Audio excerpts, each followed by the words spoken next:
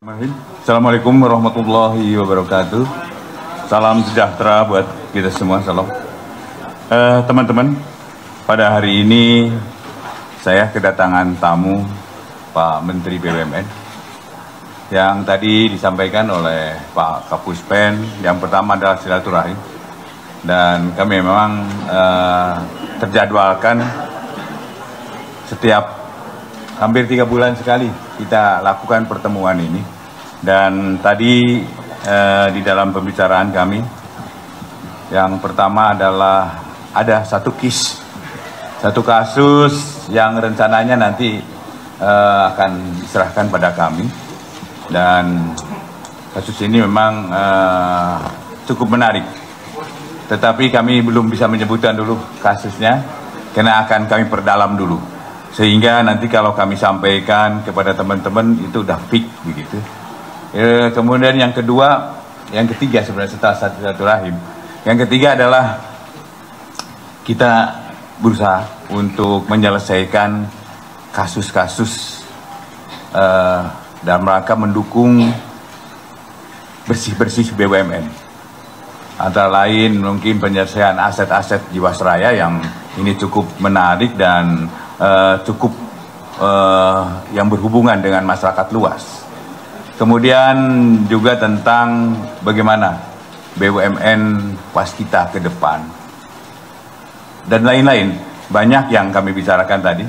Dan tentunya untuk itu silakan Pak Menteri untuk menyampaikan. Terima kasih. Assalamualaikum warahmatullahi wabarakatuh. Salam sejahtera untuk kita semua. Shalom, Om Swastiastu, Nama Budaya, Salam Kebajikan.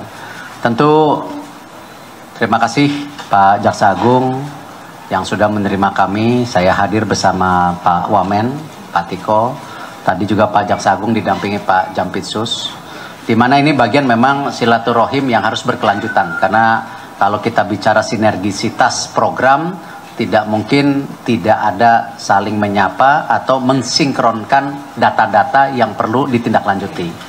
Tentu alhamdulillah dengan kerja keras dari pihak kejaksaan, salah satu yang sangat monumental adalah menyelesaikan isu restrukturisasi Garuda secara menyeluruh saat itu, secara menyeluruh.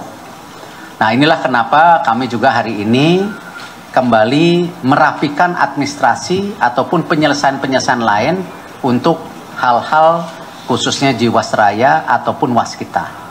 Karena ini juga banyak berhubungan dengan tentu publik.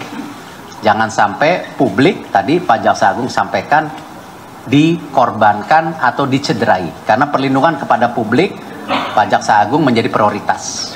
Tentu kami pun dari Kementerian BUMN sangat mendukung posisi Pak Jaksa Agung. Karena itu penyelesaian administrasi secara menyeluruh ini kita sinkronisasi lagi. Karena jangan sampai ya yang sudah proses jalan bagus, sudah hampir 2 tahun yang Jiwasraya, nah tetapi krusialnya 6 bulan ke depan ya, yang sangat penting.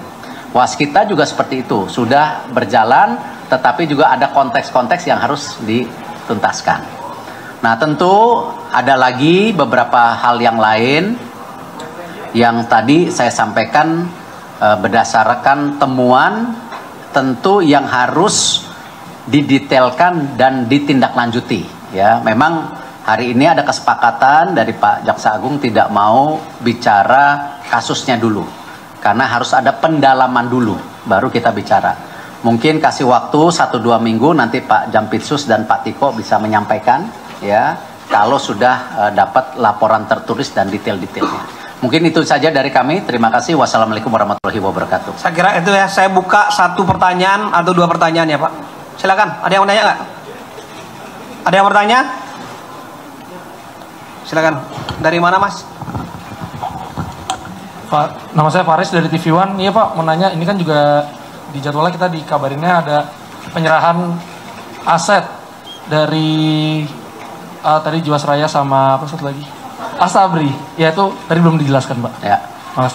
Saya rasa aset-aset yang sudah diserahkan salah satunya kan bagaimana tentu menyelesaikan surat-surat ya, atau misalnya tentu hasil daripada sitaan Pak Jaksa Agung yang kemarin sudah bernilai surat berharga 3,1 triliun ya.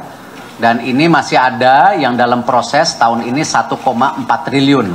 Nah ini memang yang kita mau sinkronisasikan supaya jangan penyelesaian dari Jiwasraya tertunda karena penyelesaian aset secara administrasi saja. Nah ini yang kita dorong, dan kembali tadi saya sampaikan apresiasi setinggi-tingginya kepada pihak kejaksaan yang bisa mengawalkan tadi penyitaan aset yang seperti surat berharga dan lain-lainnya. Kita ke informasi lain. Pemerintah dan Otoritas Jasa Keuangan menyatakan kasus yang melanda asuransi Jiwasraya dan Asabri tidak beresiko sistemik seperti yang disampaikan oleh BPK. Alasannya, kedua kasus mencuat manakala kondisi makroekonomi yang sedang stabil dan disebut sistemik bila itu terjadi pada perbankan.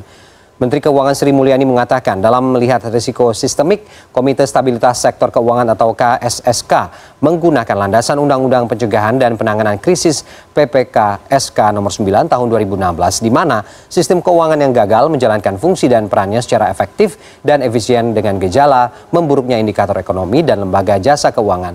Sehingga spesifik risiko sistemik ditujukan kepada bank. Sistem atau bank sistemik dengan klasifikasi ukuran aset, modal dan kewajibannya, luas jaringannya, kompleksitas transaksi bank itu dan keterkaitan dengan sektor keuangan lainnya.